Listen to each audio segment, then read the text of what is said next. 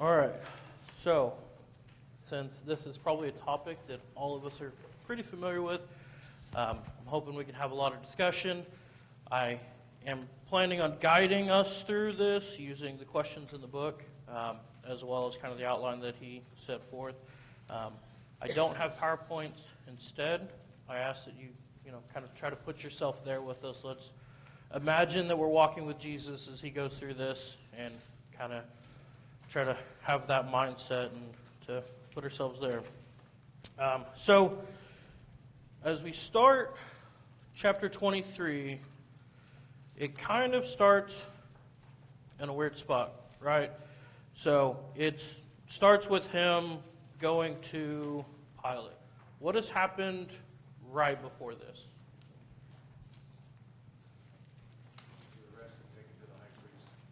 Yes. So, you have Judas' betrayal, and all this is within, a couple hours leading up to this. Jesus is arrested. You have Peter's denial of Jesus 3 times. You have the rooster crow. Jesus looks at him while he's on trial. And then trial at the house of Caiaphas. And I apologize. I'm not the best with names, so if I butcher any of them, I apologize. So the trial at the house of Caiaphas, that is with the Jewish leadership. So the Jewish leaders say he's guilty, and now they're going to, the physical, not the spiritual leaders, but now the physical leaders to try to have something done about it. So we go from Caiaphas' house, and then they take him to Pilate. So let's start with question 1 here. What are they charging Jesus with in front of Pilate?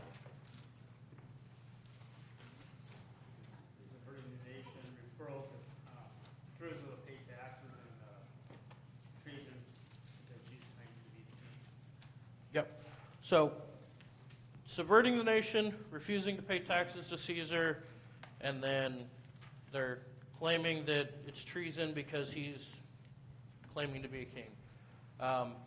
That is to kind of show their mindset. Treason would be a physical thing, right? Treason against Caesar. So they're still not looking at this spiritually. They're looking at it physically to try to get him put to death. So if they take these to Pilate, let's look at question number 2. Looking at John 18:33 through 36. Explain why Pilate knew Jesus was not guilty of treason and insurrection. Jesus told him that his kingdom wasn't from this world. He said, if my kingdom was of this world, we would fight. My kingdom's not from here. So he knew he was claiming to be a king on earth. Yep. So, as you see, Jesus gave himself up willingly. He went with them. They didn't have an insurrection, a fight. So, his kingdom is the spiritual kingdom.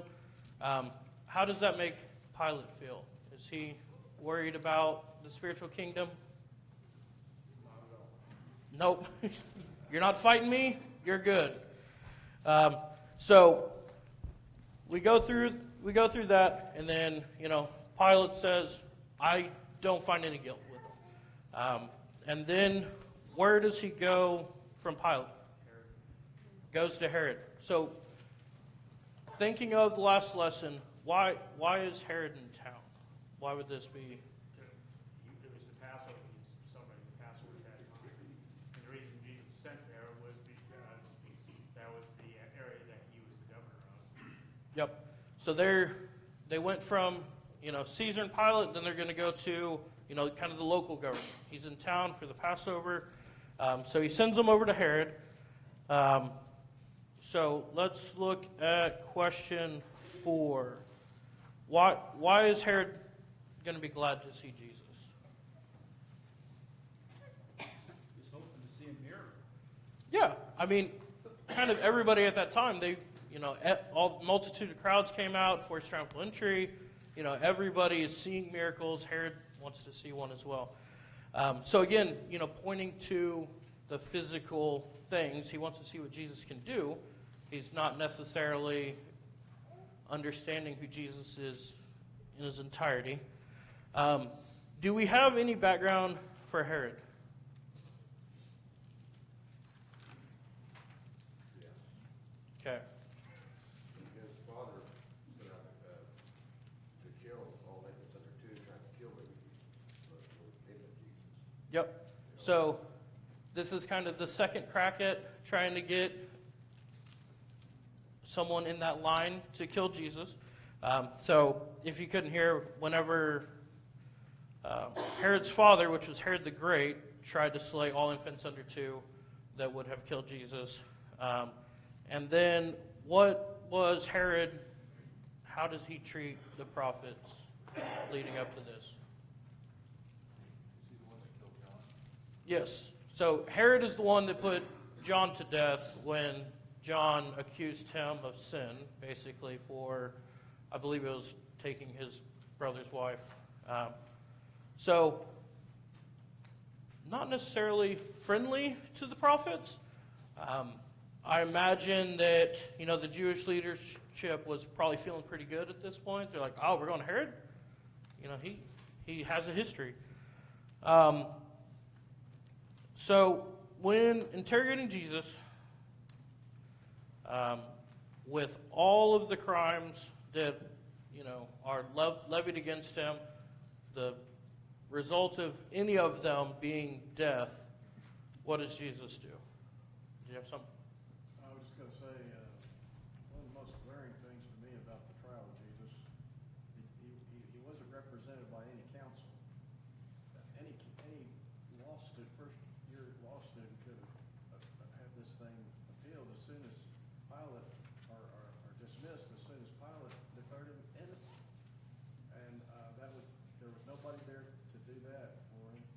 And it was totally, blatantly one-sided and completely unfair situation. It always amazes me that was allowed to happen and declared multiple times to be innocent and still crucified. Yep. Very unfair. Very unfair.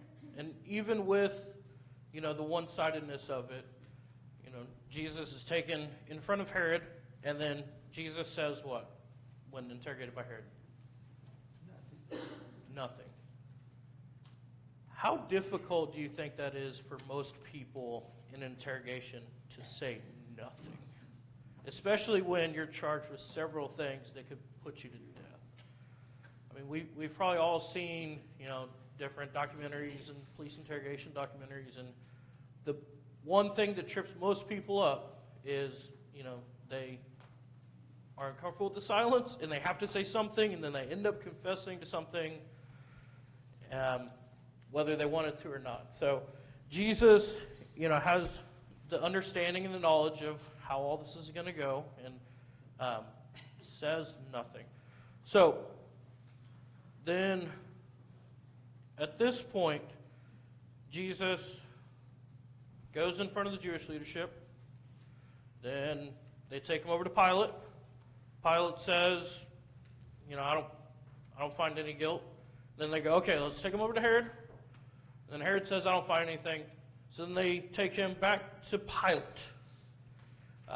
So I just imagine, this basically mob walking Jesus back and forth through this, and he's accompanied by soldiers and Jewish leaders and all these people that are just walking him back and forth across the street, just trying to find anybody that's willing to put him to death. If anybody should have been put on trial, it should have been Sanhedrin for beating him before he even had a trial.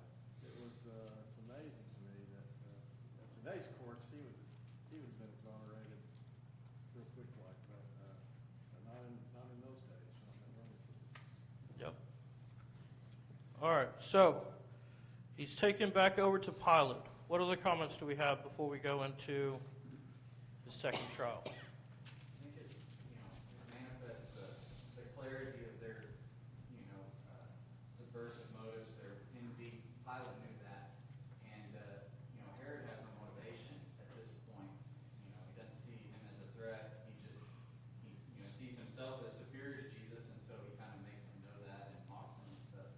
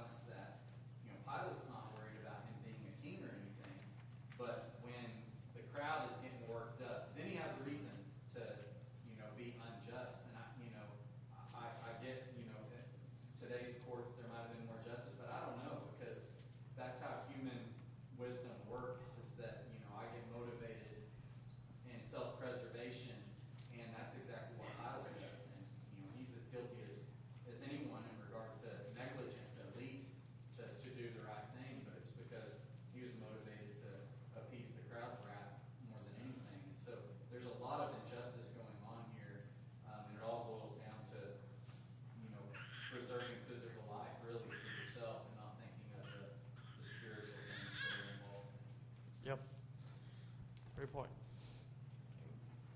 Isn't it also true that this is being done in the dark of night? This is late Thursday night, Friday morning.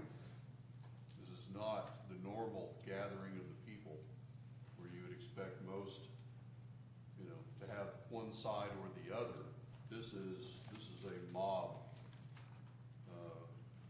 poorly led by the Jewish leaders who definitely have an agenda in front of two magistrates who don't really care one way or the other. But when the crowd starts getting riled up, there's a decision made outside of the scope of law.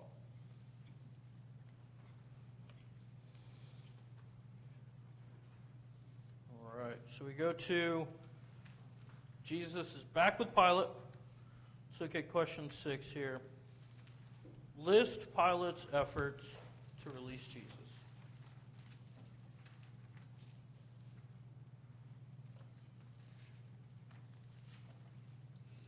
He openly said he found no guilt in him. He said, I find no guilt in him. He washed his hands and the blood be on you. They said, let the blood be on us and our children. Yep. The Jews told him. Yeah, how many times did Pilate try to convince the crowd? Yeah, so I know that it's called out at least 3 times that he implored them to release Jesus, that he found no guilt in them. As Jeremiah mentioned, we know from Mark 15:10 that Pilate knew that the Jewish leadership was envious of Jesus, and that was the reason for bringing him to him. In kind of his last attempt, I find no guilt in them. The Jewish leaders are persistent. I implore you, find no guilt in them. They persist, and then they ask him to release a prisoner. So his third attempt is, okay, do you want me to release Jesus as my prisoner? And what does the crowd say? Yeah. So the crowd, no, we don't want Jesus. We want Barabbas instead. So what is Barabbas guilty of? Why was he going to be put to death? He's a murderer. He, was part of the insurrection against Caesar. I don't know the background of that, but so he's. Let's see, make sure. Rebellion, murder, and theft are the 3 that called out in the lesson. How do these compare to what Jesus was brought to Pilate for? He was really guilty. Yeah. So you have the charges against Jesus are pretty similar. They're saying that he's not paying his taxes, which similar to theft in a way. Not giving Caesar what's due Caesar, subverting the nation, and he's claiming to be king, which would be treason. So pretty similar to what Barabbas actually did. So, In both cases, the sentence would be death. yeah, in both cases, the same sentence. Barabbas, is he on trial, or has he already been found guilty? He's already guilty. So you have someone that similar crimes, pretty much identical. One person that's been prescribed innocent several times, one person prescribed guilty. And who do they want released?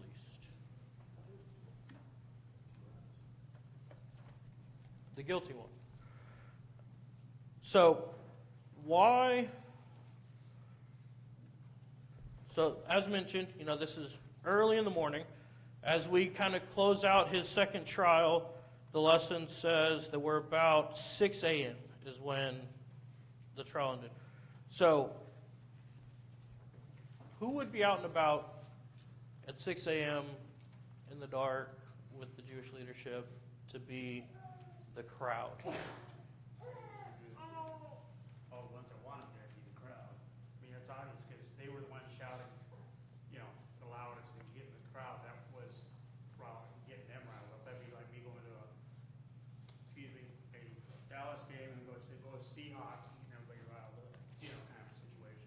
Yeah. So this would be the crowd that the Jewish leaders has created. There's not a lot of people going to be out and about early in the morning in the dark hours. So I imagine the majority was probably part of one of these steps, with Herod or with the Jewish leadership to begin with. So they convince the crowd that they want to release Barabbas, and then Barabbas is who they're yelling for. So question 8, why would Pilate, after he's already pronounced him innocent, allow Jesus to be crucified? He was kind of like a public. Yeah, it reminds me of the Jewish leaders when Jesus is teaching in the synagogue, why they would not charge him and arrest him from the synagogue. Different crowds, to be sure, but very similar outcomes if you go against the crowd. So, Hey, Trevor. yep. I think, Pilate had an opportunity. He thought he was getting out of it first when he sent him back to Herod and kind of thought, glad I got this off my plate. Then he comes back. But Pilate had the power, and he also had the manpower, the soldiers, that he could have protected Christ. I mean, they would have. There was so much of this, I think, that was political, because he knew that if there was going to be an uprising against the Jews, he may be able to beat them and hold them back, but it wasn't going to look good to the nation, to his superiors and things like that. But he had an opportunity that he could have really made his mark in. I mean, I know that eventually Jesus would have had to die, but he could have stood strong and not released this murderer. And I think a lot of times people think that, there's almost a little bit of truth in him thinking that he washed his hands of it, when he was as guilty as anyone, because he was the linchpin to give him to the crowd, and he could have. There was a reason they hadn't taken him from Pilate, is what I'm saying. He still had the control at that point. Yeah, that's a great point. Even the phrase, I wash my hands of this, it's more of giving up than actually, I'm okay in this decision. And we see that in, today's society when someone uses that phrase. Well, the very idea of releasing a prisoner was just a custom to appease the Jews, and so it's not like that was ratified law that he had to abide by, and neither was, if he went ahead and released someone, releasing the one they demanded. And so he was in complete control, and he was just a coward, completely cowardly. Yeah. Well, and we see that, I'm assuming Barabbas was probably going to be crucified that morning based on him have already been tried. They have 2 others that were going to be crucified as well. So it's likely that, it was already planned, and then he, like you said, was just trying to appease the masses and give them something to make them happy, and then wash his hands of it. So this leads into the section for the crucifixion. So at this point, we have Jesus. He's been treated with contempt, mocked, scourged, stripped off his garments. They put a scarlet robe on him, placed a crown of thorns on his head, put a reed in his hand, mocked him some more, spat on him, smote him on the head with a reed. So let's kind of dive into that. It's a lot that has happened in just a couple sentences. So I want to expand on it a little bit so we can have, a better understanding of, what he's been through in these last couple of hours. I mean, 'cause that's really what we're looking at is one morning.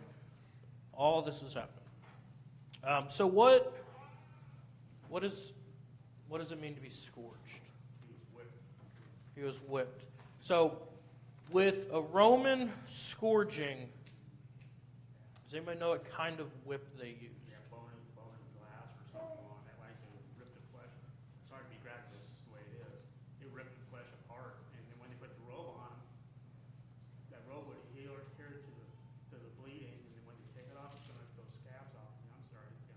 Yeah. So when you think of a whip, so it's used in John 2:15. Jesus made a whip of cords when he went into the temple, and with that whip, drove everybody out of the temple, just to kind of show you the fear of it. So the Roman scourge, it'd be a short whip, probably 2 or 3 tongs, or thongs of rope connected to a handle, but at increments along the whip, they would have metal, bone, glass, something tied into it. And like mentioned, the intent was to tear the flesh and bring the insides outside. So he scourged. I don't think there was a Roman legal limit on scourging. I don't know how many times, but even one whip would probably be enough to make me break down and not want to continue. I heard one time on the same similar lesson that these guys were professional at scourging, and they knew what to watch for and knew how far they can go before they would actually kill that person. So they were very skilled at this craft, unfortunately. Yeah, and this was very common for the Roman punishment system. So, let's see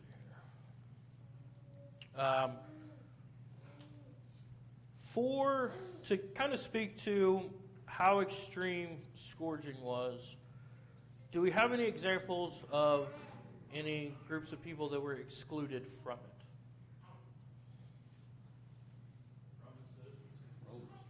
Roman citizens.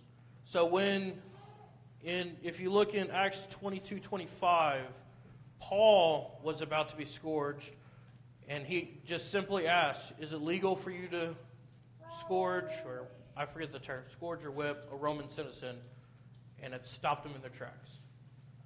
So this is a punishment that's so severe, they're not even willing to inflict it on their own people and their own citizens. It is only for non-Romans, particularly slaves, I believe. So as mentioned, he's scourged. They put a scarlet robe on him. Scarlet robe seems a little insignificant, but have you ever had an open cut that you put something over? That feel good? No, Not just an open cut.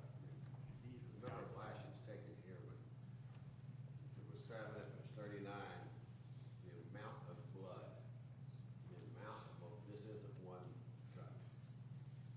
This back is going to be a butchered scene. And the amount of blood, and the effect of blood trying to do its thing, that robe they put on him, is going to be like just a massive adhesive to his back. Yep. Just the amount of blood loss is unfathomable. Isaiah 52 says that, and going into 53, so 52 verse 14 says that he was beaten so badly that he didn't really look human anymore, beyond human semblance, is the word the standard uses. So he was not recognizable as a man. Yeah. So bad. And that was the intent of the scourgings. Okay, so then we have the crown of thorns. So they placed a crown of thorns on his head. Would that have been gentle? I always think of, they were using the symbolism of a king's crown. You always think of someone placing a crown, gently. But this would not have been a gentle thing. What do these thorns look like?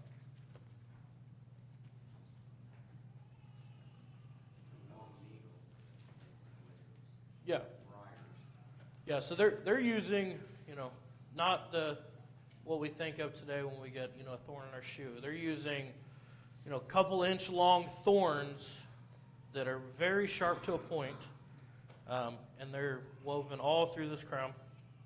It's to also humiliate too. You say you're a king. Well, here you go. Here's your crown. It's painful and humiliation and everything that goes into that. Yeah. And then what was the next thing they gave him to kind of complete the symbolism of him being a king? A reed. They use that reed to pound the crown on, if you will. Yeah. So they hand him a reed. You know, it's a tall piece of grass. It doesn't give a lot of specifics. I think of kind of something similar to bamboo. And then they give him a reed, and then they start to mock worship him as king, right? So just to add to it, and then after they're done with that, they're going to take the reed and they're going to start what? They're going to start hitting him on the head. What else is on his head that they're hitting as they're hitting him with this reed? The crown of thorns. So they're just kind of furthering the pain and the suffering from each one of these pieces as they kind of step through here. Okay, so he's at this point had all this, and then what is the last kind of difficult thing that they have him do? Carry his cross. So this cross, when you think about it, would have been solid wood, extremely heavy, because it's got to be taller than he is and wider than he is, because they're going to put it up and hold him off the ground. So it's going to be dragging. It's going to be very heavy. How does that go? They can't do it. So he's stumbling under the weight of it, and then there's someone who's going to help him. Who's going to help him carry the cross? Simon of Cyrene. I really don't know the answer to this. Have we seen that name before? It's common. There's speculation. I think Mark's gospel talks about him being a son of Rufus or something like that. And in Romans 16, that name's mentioned, so they speculate that it could have been him, but just common name, but it could have been him. Gotcha. Thank you. I was trying to look it up, and I did not get anything definite. So, okay. So now they make it to Calvary. They're going to take his cross. They're going to put it up. So the robe that he put on before, that's now become part of his back. What are they going to do with that? They're going to rip it off. They're going to cast lots for his clothing. And then at this point, he'll be crucified. So I used to, yeah. You know, to back up a little bit, you know, as it seems as he's walking up there, he tells the women not to weep for him, but for themselves. You know, he's kind of warning them of things that are going to happen. You know, and it's, we see a couple of things, you're going to see another one where it talks about repenting, but think about how weak he is and the state he's in, you know, yet still to speak and to tell those people, you know, wait for me, wait for yourself. Yep. And that's a powerful message. And so let's roll into question 9 with that. So why did he tell the Jewish women not to weep for him? He said, there's, I guess, accounts, secular accounts, that the blood literally ran in the streets of Jerusalem during the destruction of Jerusalem. There was going to be so much torture to them, they didn't have any idea what they were about to get into. And he knows what their future holds. So he's trying to tell them, look at me, this is, don't cry for me, you need to be crying for yourself, because this is going to be coming upon you. And he's already wept over Jerusalem already. Yeah. And what we see with Jesus is what they're going to do when Jesus is alive.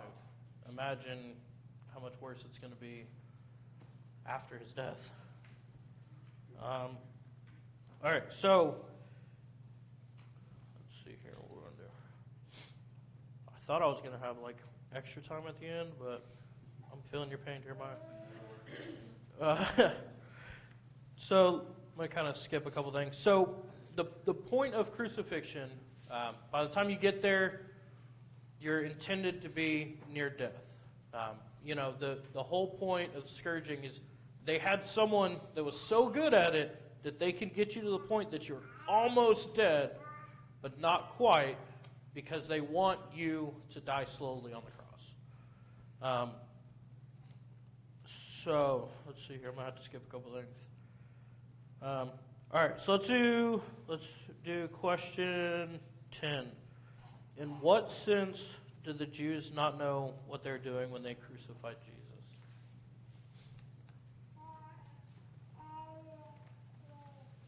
They hadn't accepted him as the Son of God.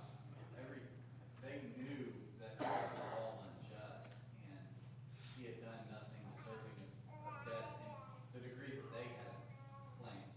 But they did reject the idea that he's the Son of God, and so their idea is that he's guilty of blasphemy. And so they're doing this, and it doesn't mitigate it away, but it does, show that, like 1 Corinthians 2 says, they wouldn't have crucified the Lord of glory had they known, what this involved and who he actually was.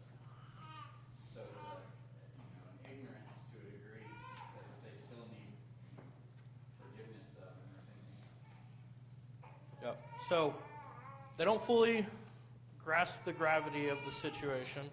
As he's on the cross, Jesus says, "Forgive them; they know not what they do."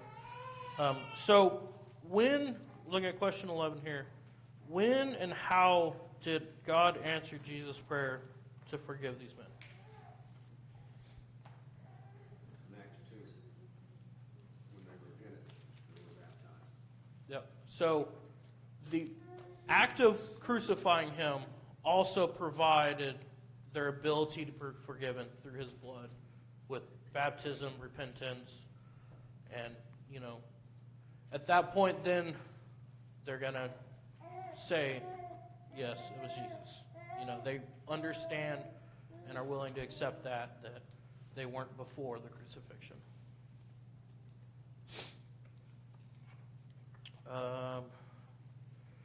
Any comments so far? This whole portrayal, the unjust, the cruelty, the great suffering that took place, should remind us as Christians just how much God purposed in his love for us. He gave his only begotten Son that we could be forgiven. What manner of unjustness here would be greater than what has happened to our Savior? It impresses upon my mind how much deeper my devotion should be to follow Christ and to obey his word. Yep. And the power to forgive our sins seems small compared to the power to forgive those who killed his son. So you and then you. Well, it shows his humanity, that he did feel all this, and he did come down as a person. And it also, the beauty of it is that Herod, Pilate, the man that scourged him, the ones that spit on him, and all had an opportunity to go to heaven after this was done. There was no revenge, no, anything like that. They were still given an opportunity to go to heaven, as we are, no matter how bad we've lived or what all we've done.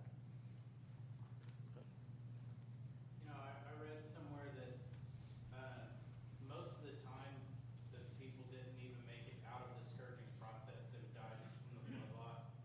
And so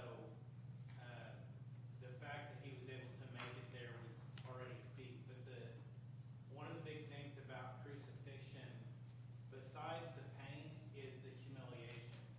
And it's so degrading that it's meant for the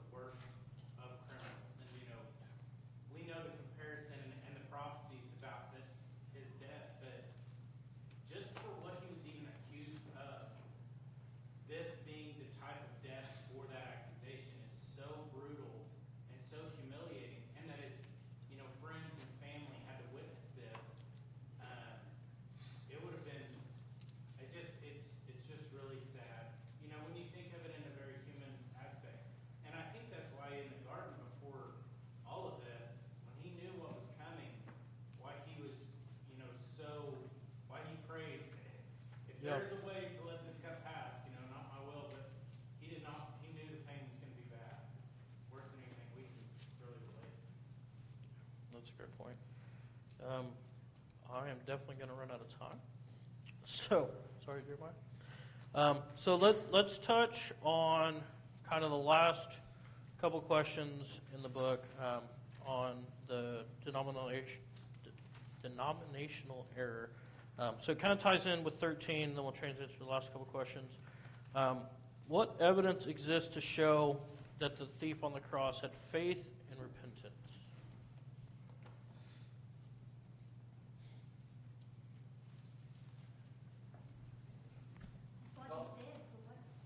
What he said, one thing, he knew what he had done was wrong, and he showed faith in Christ.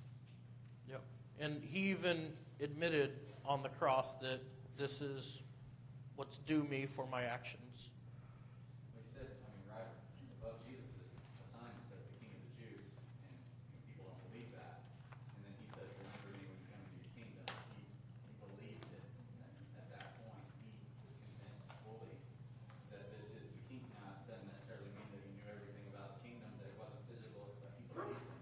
He believed that he's the Messiah as a man hanging next to him, and that was faith, certainly. Yep.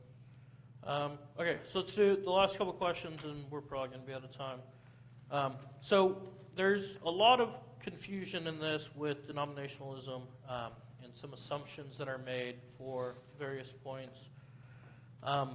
So question one, some who teach that one can be saved without water baptism use the thief on the cross as proof. So why was Abraham saved without baptism?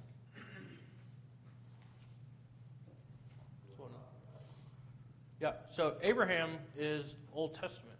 Before Jesus died, and you could apply Jesus' blood, so he was following the Old Testament requirements.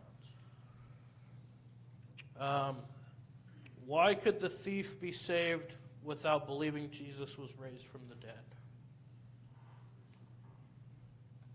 The testator was still here with us.